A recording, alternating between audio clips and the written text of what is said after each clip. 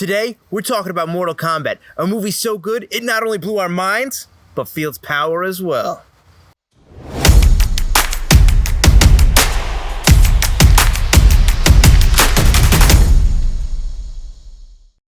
Welcome back to the outdoor edition of Now Renting with Forgotten Cinema. Yes, Butler is right. My power went out about 10 minutes before we were going to record this, but the show must go on, and that's why we are outside poolside. All right, so before we get into Mortal Kombat, Mike, what's it about? Real quick. So for anyone who doesn't know Mortal Kombat, it's a bunch of people from other dimensions fighting each other for ultimate rule of who owns all the dimensions. Seems legit. So we're going to give you our top 3 reasons why we think you should watch this movie. Mike, what's your number 1? Scorpion and SubZero.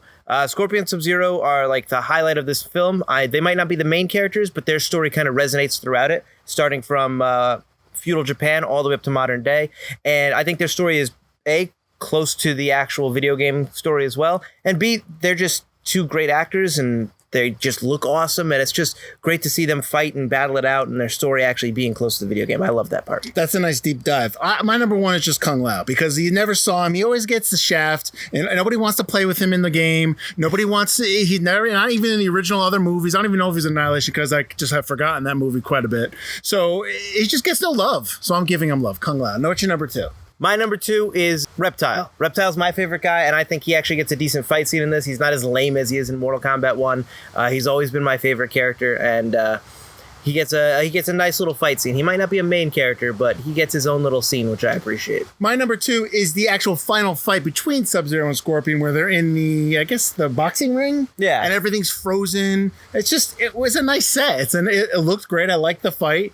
I mean, say what you will about, anything else. I enjoyed that set in and of itself. And there are a couple other little moments within this movie where the setting is nice to look at. The set definitely is really good. It is, yeah. So that's my number 2. What's your number 3? Kano. I really enjoy Kano in this film. I think he gives it some much needed humor, and he's a character that needs to point out when things are ridiculous. And this is Mortal Kombat, it's a video game movie. Things get ridiculous, and he's there to point it out, which I think takes some of the edge off, and I think that that little bit of levity he brings really works in the movie.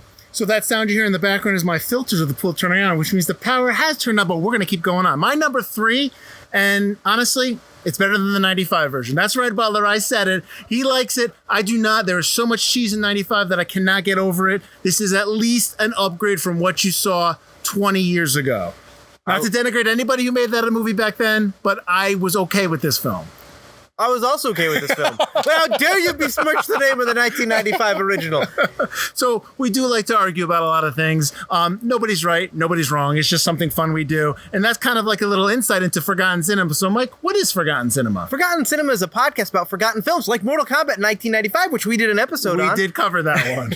You may have forgotten about, whether it be because a more popular movie was released at the same time or the film simply didn't catch on with an audience in its initial run. We'll discuss what we love about it, maybe don't love about it, but we always recommend you revisit it. You can find us at ForgottenCinemaPodcast.com or wherever you find your podcasts. And so you're on row 8 right now, or wherever you're seeing this video, go to row 8, click on the rent or /buy button below this video, and check out Mortal Kombat this weekend for your little movie night. Maybe make it a double feature, maybe something else on the site you'd like to watch. We do have a page on row 8, Forgotten Cinema, row8.com/Forgotten Cinema, where you can check out all of our videos and all the movies that we've suggested and given our 3 things why we think you should watch them.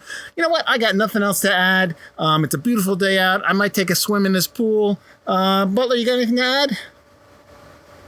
I got nothing. And on that note, thank you for watching Now Renting with Forgotten Cinema, brought to you by Row 8.